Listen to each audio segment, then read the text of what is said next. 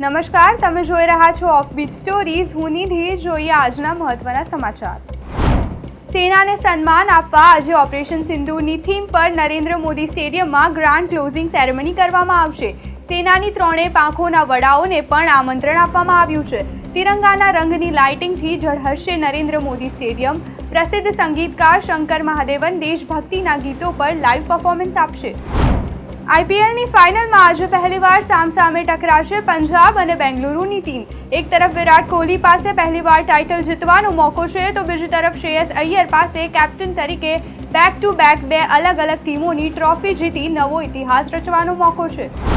Final match પહેલા નરેન્દ્ર મોદી સ્ટેડિયમના મુખ્ય ગેટની બહાર જ અચાનક ગેસનો બાટલો ફાટવાની ઘટના બનતા અફરાતફરી મચી હતી. દુકાનની બહાર અચાનક ગેસના બાટલામાં આગ લાગતા ભડાકા થયા હતા. સ્થાનિકોએ તાત્કાલિક આગને યેનકેન પ્રકારે બુઝાવતા મોટી દુર્ઘટના થતા ટળી હતી. હવામાન વિભાગની આગાહી અનુસાર આજથી આગામી 5 દિવસ સુધી ગુજરાતના અલગ અલગ જિલ્લાઓમાં વરસાદની સંભાવના છે. સૌરાષ્ટ્ર અને દક્ષિણ ગુજરાતમાં વરસાદનું જોર વધારે રહી શકે છે. આજે આઈપીએલની ફાઇનલમાં પણ વિલન બની શકે છે વરસાદ.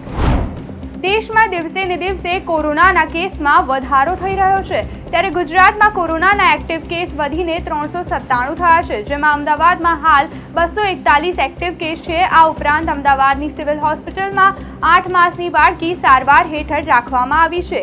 એક્ટિવ કેસ મામલે ગુજરાત અત્યારે દેશમાં 4થા નંબરે છે. એક તરફ મૃતદેહ પડ્યો હતો અને બીજી તરફ પોલીસ દર્દીના સ્વજન સાથે મારામારી કરતી હતી. મોતનો મલાજો જાળવવાને બદલે જલ્લાદની જેમ આપણી બાહોશ પોલીસ મૃતકના સગાને લાફા અને લાતો મારતી રહી. સુરેન્દ્રનગરના પાટડીની સરકારી હોસ્પિટલની ઘટનાનો આ ચોંકાવનારો વિડીયો હાલ વાયરલ થઈ રહ્યો છે. સુરતના બારડોલીમાં પાડોશમાં રહેતા યુવકે પથ્થરના ઘા ઝીકી 6 વર્ષની બાળકીની કરપીણ હત્યા કરી હોવાની ઘટના સામે આવી છે. સીસીટીવી ફૂટેજમાં પણ યુવક બાળકીને લઈ જતા દેખાયો હતો. વિકૃત માનસિકતા ધરાવતો યુવક બાળકીને બદઇરાદો પાર પાડવા લઈ ગયો હોવાની પણ આશંકા સેવાઈ રહી છે. સિક્કિમમાં ભારે વરસાદને કારણે વિનાશ સર્જાયો છે. વરસાદના કારણે સિક્કિમના ઘણા વિસ્તારો ભૂસ્ખલનની ઝપેટમાં આવી ગયા છે.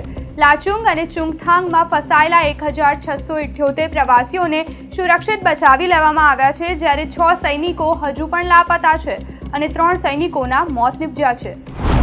આ હતા અત્યાર સુધીના મહત્વના સમાચાર. દેશ અને દુનિયાના બાકી સમાચાર માટે વિઝિટ કરો અમારી વેબસાઇટ offbeatstories.in અને ઓફબીટ સ્ટોરીઝને સોશિયલ મીડિયા પર ફોલો કરો.